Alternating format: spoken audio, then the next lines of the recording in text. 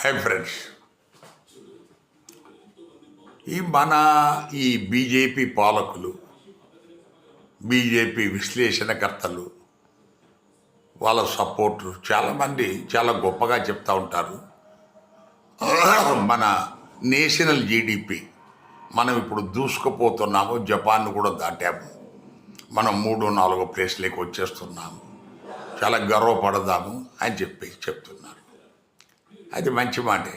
మనము దాన్ని అది మాత్రం వాస్తవమైన విషయమే. ఎందుకంటే జీడిపి మనము ఎగబాకాము.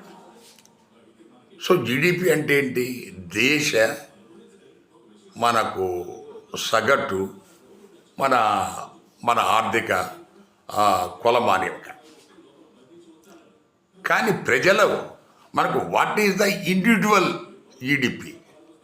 దేశంలో ఉన్న ప్రజలు వాళ్ళ జీడిపి ఏ రేంజ్లో ఉంది, అక్కడ కూడా మనం 3వ స్థానమో 5వ స్థానమో 9వ స్థానంలో ఉన్నామా అనేది తేలాలి కదా.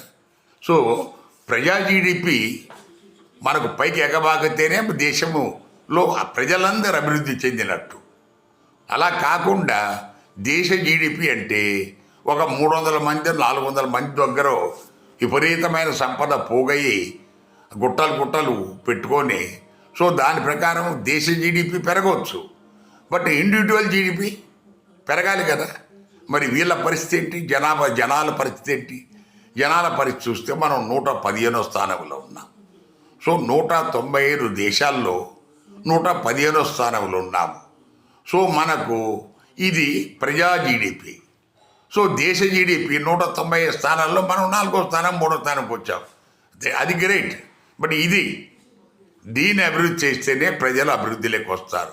అంటే ప్రజలు దిగబదారిపోతున్నారు, మనం ఉన్న వాళ్ళ దగ్గర డబ్బు జమ అవుతుంది అనేది దీన్ని బట్టి మనకు క్లియర్గా అర్థమవుతుంది. పాలకులు దయచేసి ఇప్పటికైనా తగు రీతిలో సరిదిద్దు చేయాల్సిన చేస్తేనే, లేకపోతే మన ప్రజలు ఇంకా దిగజారి మనకు హంగర్ ఇండెక్స్ ఇవన్నీ కూడా ఘోరమైన స్థితిలో ఉన్నాయి. దయచేసి మోడీ గారు దీన్ని గమనించాలని ప్రజల తరపున మా విజ్ఞప్తి. Thank you.